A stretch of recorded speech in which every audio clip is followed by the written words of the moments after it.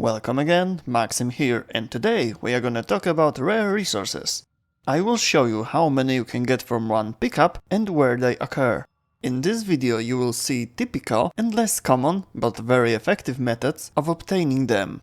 For obvious reasons, I will not encourage to buy these resources with the premium currency. Also, the possibility of getting them as a reward from caches on sabotage or extermination is not effective enough to talk about farming. When you get such a reward this way, it should be more considered as a pleasant surprise. Let's move on to how and where to get specific rare resource. Some of the content featured in this video will be with Resource Booster. On Materials with Booster you will see such icon in the upper right corner of the screen. The first is Morphics, always drops one piece at a time. Can be found on Mercury, Mars, Phobos, Europe and Pluto. Best place to farm it is Mars. We have 3 missions to choose from.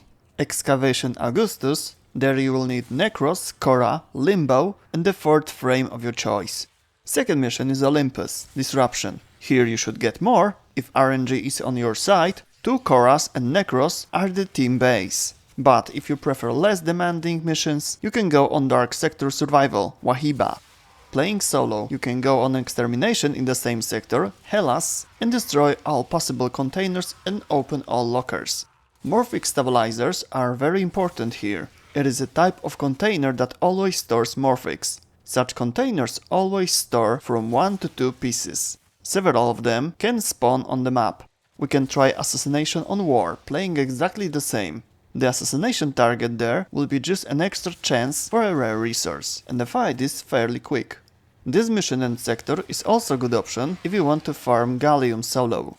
It occurs on Mars and Uranus, and can be found in quantities of 1 to 3. Due to the fact that you can also find Morphics here, there's a chance that you will finish the mission only with Morphics in your pocket, or only with Gallium, or few of both. Nevertheless, it is still the best place for solo farming. However, if you want to farm in a team, then go on Survival Ophelia on Uranus. This is the best spot for Team Gallium farming. Next we have Control Modules. As a representative of the rare category, this resource is quite easy to obtain. Can be found on Neptune, Europe and the Void. And it can drop in quantities of 1 to 3. As a team, it will be great to go on Survival, Mod on Void. Solo, one of the exterminations located in this sector, Tessop or Oxomako. It is time for more difficult positions. Neurodes, always dropping 1 piece at a time, can be obtained on Earth, Deimos, Lua and Eris.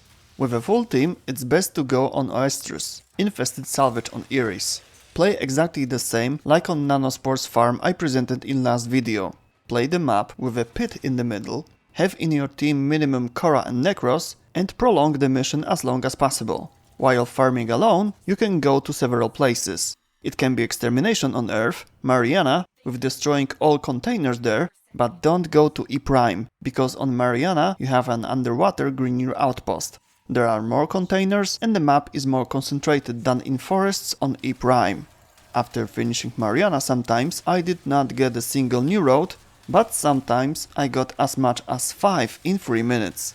Another option is to kill Lephantis on Deimos. Destroying his 3 heads and then the whole creature gives you 4 chances for the resource. It may be something uninteresting, but also Neurodes or Orokin cells. The whole mission is pretty quick if you already know what to do and what will happen. We can additionally destroy containers, but it's fine to only focus on killing boss. The last place is Survival on Lua, Tycho. Aside from enemies and containers, every 5 minutes you will approach sentient units. They will spawn in the number of players in a team +1. So an interesting option would be to go here with a whole team. But even in solo missions, each killed sentient can drop Neurodes. Also, the longer you play, the more sentients may spawn. Finally, I would like to mention that Neurodes as well as neurosensors and Orokin cells have in their market offer a reusable blueprint. However, it costs 100 platinum and the construction costs are quite high. Those blueprints were once available for everyone on raids, which are unfortunately currently withdrawn. Next we have neurosensors. They occur on Jupiter and the Kuva Fortress. Here, due to the small number of possibilities, both in a team and solo, the best method of farming is to kill Alat V. The mission is quite quick. You can complete one attempt in 1 minute or 2. and in most attempts I ended with at least one neural sensor. Exceptionally, we can also find sensors on bosses on Europe, Raptors, but the chance is only 5% and you will not find this resource anywhere else in Europe. Now I think the most wanted resource, Orokin cells. Drops one piece at a time and occurs naturally on Ceres, Saturn and Deimos.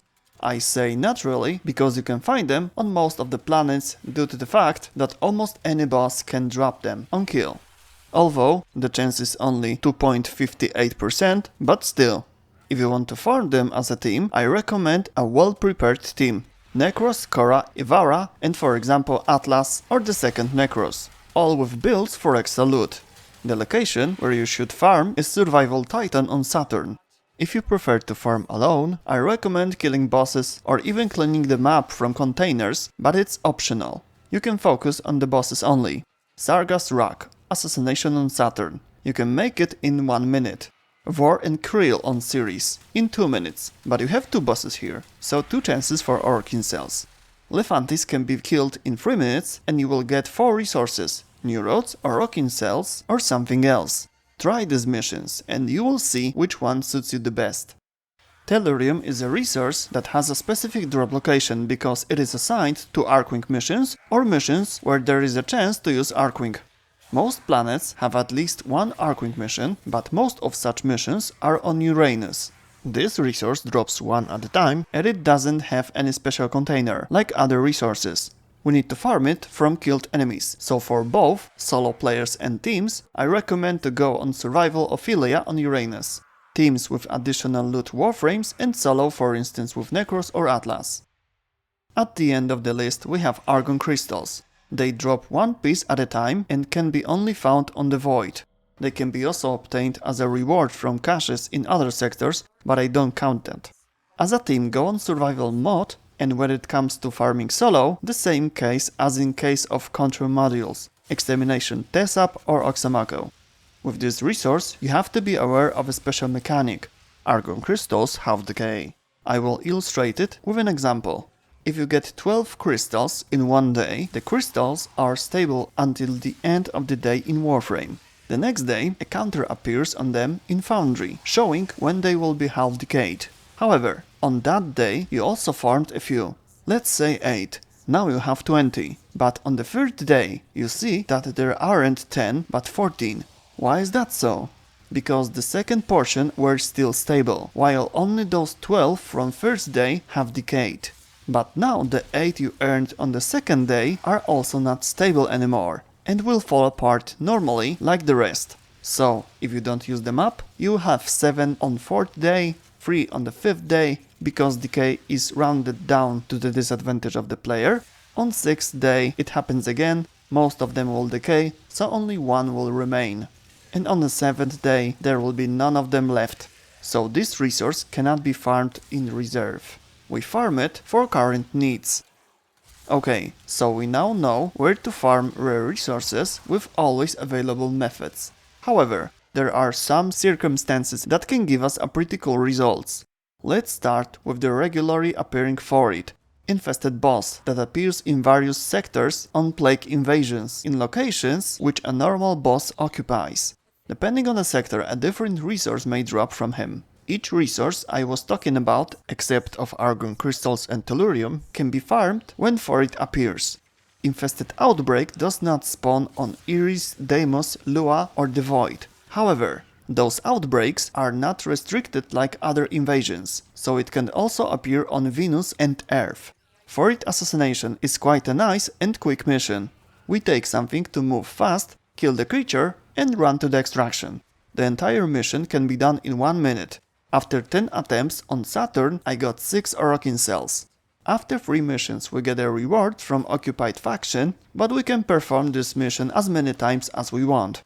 A better, but definitely less frequent occasion is the appearance of Razorback on Mercury, Saturn, Pluto or Earth. On this mission you can find large numbers of hyena units. They have a 2.58% chance of dropping an Orokin cell, but much higher chance of a regional resource. Considering that we are interested in rare resources, we can farm Morphics on Mercury and Pluto, Neurodes on Earth, and Orokin cells on Saturn. These units will not respawn forever, so we can move around the map a bit, then kill the boss and slowly move to the extraction. Let's not forget about Warframes for additional loot. Hyenas do not have a boss status here, so you can get additional drops from them with Necros or Korra. And that's all in this video. This is how the 3-episode series of my resource farming guide ends, from the basic information to advanced farming techniques. If you have seen only this one out of these 3, I encourage you to check the previous 2, because the information contained there may surprise you. For instance, some of experienced players do not realize that they are going on the wrong missions to farm. I explained everything there. If you have any questions, please type them in the comments or visit one of my streams, link in the description. See you next time. Bye.